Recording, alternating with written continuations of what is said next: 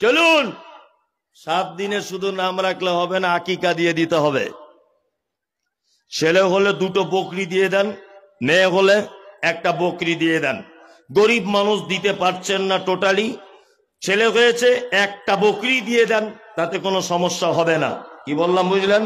7 দিনের দিনেই আকিকা দেওয়া লাগবে। যদি বলছেন মৌলভী সাহেব আমার অবস্থা খারাপ, দিতে পারেনি, এই একটা ছাগলের দাম কত? 2000 টাকায় ছাগল মিলে যায়, 3000 টাকায় ছাগল মিলে যায়। তোমার স্ত্রীকে আজকে রাতে বাচ্চা পেটে এসে কালকে সকালে হয়েছে নাকি? 8 মাস 9 মাস ওর পেটে বাচ্চা ছিল।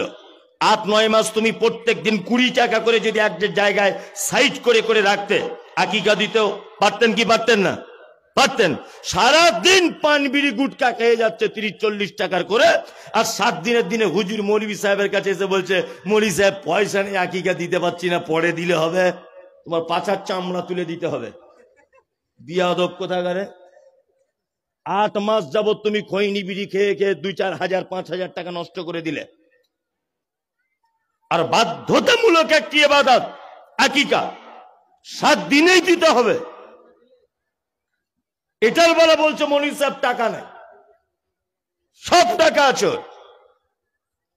ঠিক নির্দিষ্ট টাইম আকিকা দিবেন। আকিকার গোস্ত সবাই খাবে, ওর বাপ খাবে, ওর মা খাবে, ওর নানা, ওর নানি, ওর গোষ্ঠীর পাড়া প্রতিবেশীর সবাই। ও জাল দিয়ে খাওয়াতে পারে, রেঁধে খাওয়াতে পারে, কাঁচা দিতে পারে, ভেজে দিতে পারে, যেভাবে ইচ্ছা সবাই মিলে খেতে পারে, কোনো সমস্যা নেই। চলুন, আকিকা দেওয়া হয়ে গেল। আস্তে আস্তে ছেলে মেয়ে দুজনা বড় হয়ে গেল। বয়স হলো কত? 7 বছর। কত বছর? 7 বছর। মুহাম্মদ সাল্লাল্লাহু আলাইহি ওয়াসাল্লাম তিনি বলছেন, তুমি তোমার বেটা আর বেটিকে নামাজের আদেশ করো। কি বললাম বুঝলেন? আপনাকে এবার একটা কথা বলছি, জন্ম হয়েছে এই পর্যন্ত তাদের ভাই বোনের কোন রকমের ডিফারেন্স কিছু আছে না। এইবার শরিয়াতের কিছু ডিফারেন্স আছে, নিয়ম কানুন নারী এবং পুরুষের, আপনাকে বলে দিয়ে যাচ্ছি।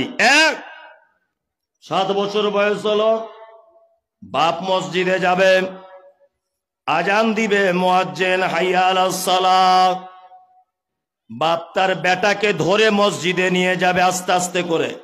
বাপ বেটাকে নিয়ে যাবে, দাদু পোতাকে ধরে মসজিদে নিয়ে যাবে। আর ওর মা কি করবে? বাড়িতে নামাজ পড়বে আর বেটিটাকে ওর পাশে রেখে দিবে, দিয়ে আস্তে আস্তে করে নামাজের ট্রেনিং শেখাবে ওকে।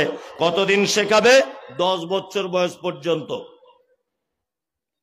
10 বছরের পরে নামাজ ওর জন্য ফরজ।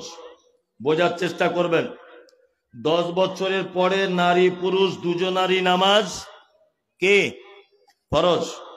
আপনার বেটাকে নিয়ে যান মসজিদে, ও তো নিজেই নামাজ পড়ে না, তাই না? ও নিজেই নামাজ পড়ে না।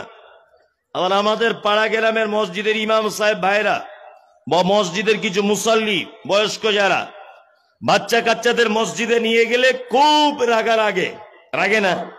বাচ্চাটা গিয়ে ওর কাজ কি, ও তো নামাজ পড়া বুঝে না, ও সবার সামনে দিয়ে ছুটবে, পাখা চলছিল সুইচটা অফ করে দিবে, ও কখনো কখনো জোরে জোরে চিল্লাবে মসজিদের ভিতরে। আর কিছু লোক কি বলে, কেন বাড়িতে রেখে আসতে পারো না, সব সময়তেই মসজিদে আসতে হবে। এই আপনি মানা করার কে? আপনার মানা করার কোনো রাইট নেই, আছে? কোনো রাইট নেই, কারণ ও আগামী দিনে মুসল্লি তৈরি হতে যাচ্ছে।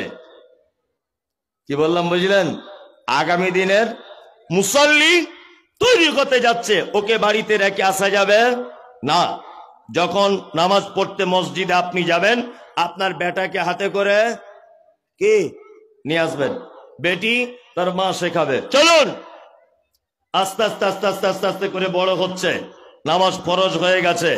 10 বছরে যদি নামাজ না পড়ে, ওকে মাঝে মধ্যে মারো, ও প্রয়োজনে রাগ করে বাড়ি থেকে বার করে দাও, বিছানাপত্র আলাদা করে দাও, হাঁড়ি হোন্ডা আলাদা করে দিয়ে ওকে ভয় দেখাওয়ার বলো, এই তুমি যদি নামাজ না পড়ো তাহলে তোমার সংসার থেকে আলাদা করে দেওয়া হবে, ভয়ে যাতে ও নামাজটা ধরে, তাই না? এবারে বলি, আস্তে আস্তে বড় হয়ে গেল দুজনার বিয়ের বয়স হলো, বিয়ের বয়স হয়েছে ছেলেটারও মেয়েটারও, তাই না?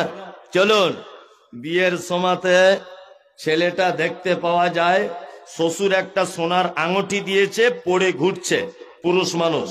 বলুন তো সোনার আংটি পুরুষ মানুষের পরা জায়েজ না না জায়েজ? জায়েজ না জায়েজ? অনেক জনাই তো পড়ে থাকে, থাকে না? শ্বশুর দিয়েছে। আর আর একটা কাপড়, রেশমের কাপড়, যারা বিয়ের সময়তে পাঞ্জাবি পরে যান, এমনি দিনে পাঞ্জাবি পরে না, এমনি দিনে মৌলভী সাহেবদের দেখতে পারে না, এমনি দিনে ইমাম সাহেবদের দেখতে পারে না, এমনি দিনে আমতলা হেড মাওলানার সঙ্গে দেখতে পারে না, কিন্তু বিয়ে করার সময়তে ভ্যাক করে মৌলভী সাজে। আপনাদের এখানকার ছেলেরা করে না বিয়ের সময়তে পাঞ্জাবি টুপি পরে যায় না বিয়ে করতে? কেন জিন্স প্যান্ট পরে যাও? মানে তখন মৌলভীর মতো ভ্যাক ধরেও বড় পাঞ্জাবি পরে এমন করে যাবে মনে হচ্ছে আব্দুল কাদের জেলানি আসছে বিয়ে করতে। আর এত লজ্জা, ছেলেটার মুখে রুমাল দিয়ে বসে থাকে। আমাদের ওদিকে, আপনাদের দিকে হয় বিয়ে করতে গিয়ে এরকম করে, মানে এত লজ্জাশীল, অথচ পাক্কা হারামখোর মেয়ের বাপের কাছে ৮০,০০০ টাকা নিয়েছে। ও এত বড় হারামখোর, মেয়ের বাপের কাছে ১,০০,০০০ টাকা নিয়ে বিয়ে করতে গিয়ে এরকম করে বসে আছে। মানে কি স্ট্যান্ডার্ড বেটা, মনে কোমরে লাথি মেরে হাড় ভেঙে দেওয়া উচিত। বিয়াদব কোথাকারে, বেটির বাপের কাছে ভিক মাংতে তখন লজ্জা করলো না, আর বিয়ে করতে গিয়ে রুমাল মুখে দিয়ে আছে বসে, আর ঢং খুঁজে পায় না। আপনাদের এখানে সব আছে নাকি বিয়ে শাদিতে পন্টন? ঝাড়খণ্ডে হয় অনেক। ওই কারা কারা নেয়নি হাত তুলুন তো, যে আমি ১ পয়সাও লিইনি। না তাহলে ধরা পড়বে চোর। টোটালে ২০ জন। যারা হাত তুলতে পারছে না নিশ্চয়ই মালে গোলমাল, বুঝে নিতেই হবে, তাই না? আল্লাহু আকবার। কাল সকাল হতে হতে ফেরত দিয়ে দেন। একটা লজ্জা শরম তো থাকে যে তার বাপের খাটে তুমি শো। তোমার বাড়িতে তোমার বোনের শোয়ার জায়গা হয়, তোমার ভাইয়ের শোয়ার জায়গা হয়, তোমার মায়ের শোয়ার জায়গা হয়, তোমার আত্মীয় স্বজনের শোয়ার জায়গা হয়, আর যে তোমার বউ হয়েছে ওর একটুখানি শোয়ার জায়গা নেই, বলছে তোর বাপের বাড়ি থেকে খাট এনে তোকে শুতে হবে। তোমার বাড়িতে ২০ জন আত্মীয় স্বজন আছে, লেপ কেতা কম্বল সব রেডি, কিন্তু ও তোমার স্ত্রী, ও তোমার কম্বলে শুতে পাবে না, বলছে তোর আব্বাকে বল একটা কম্বল কিনে পাঠাতে। কি বলছে বুঝতে পারছেন না? তা ও যদি সব ওর বাপের বাড়ি থেকে আনবে, তা তোমার ঘরে কেন বসে থাকবে? নিজের ঘরে থাকবে, তোমার কাছে আসবে কেন? মানুষের তো লজ্জা শরম আছে। হাজি সাহেব লোক বড় পাঞ্জাবি পরে বেটার বহু দেখতে যাচ্ছে, মেয়ে পছন্দ। তা মেয়ের বাপ জিজ্ঞাসা করছে, ভাই কিছু দেনা পাওনা চাওয়া পাওয়া আছে? বলছে আস্তাগফিরুল্লাহ। আপনি কি কথা বলছেন? আমি ২ নম্বর হাজি, মানে ২বার হজ করেছি আর কি। ২ নম্বর হাজি মানে ২বার হজ করেছে। এই টাটকা হজ করে এলাম, আর আপনি আমাকে টাকা পয়সার কথা বলছেন? তবে এই ব্যাপারটা আমি জানি না, যা জানে আমার বড় জামাই জানে। এরকম লোক আছে ঝাড়খণ্ডে, ওর কাঁচা কুঞ্চি দিয়ে পাছার চামড়া তুলে দিতে হবে হাজি সাহেবের। বিয়াদব ছেলে, তুমি জন্ম দিয়েছো আর তোমার জামাই যাবে টাকা ঠিক করতে? আছে এরকম লোক? আছে, গাদা গাদা লোক।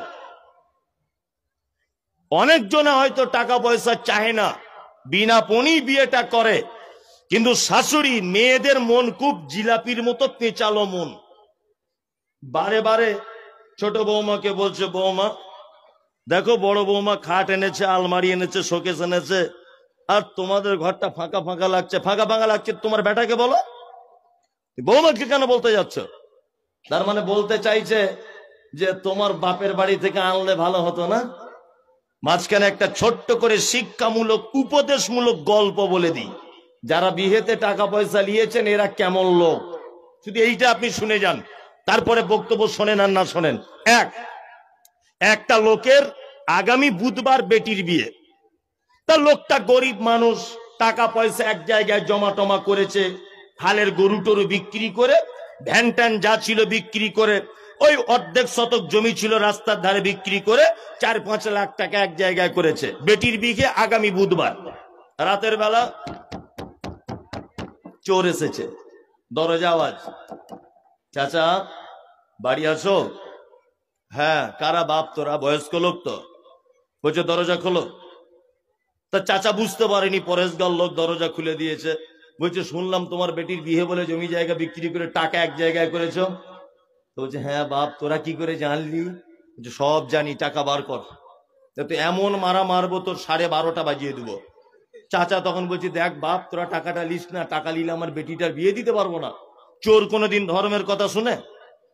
কোনোদিন শোনে? শোনে না। এখন চাচা যখন টাকা বার করছে না, তখন চোরগুলো মেরেছে চাচাকে এক ঘুষি একদম। ও গিয়ে 4 ফুট দূরে পড়েছে। ও যখন পড়েছে আওয়াজ হয়েছে ধম করে, চাচির তখন ঘুম ভেঙে গেছে, মানে ওর স্ত্রীর। ওর স্ত্রী তখন উঠে বলছে আরে বাপ তোরা কারা, এ বুড়োটাকে মারছিস কেন রে? বলছে যেমন ওকে দিয়েছি তেমন তোকেও দিব, টাকা যা আছে ঘর থেকে বার কর। বলছে দেখ বাপ, টাকা লিস না, বুধবারের দিন আমার বেটির বিয়ে, তোদের পায়ে ধরে বলছি টাকা লিস না। চোর কোনোদিন ধর্মের কথা শোনে? শোনে না।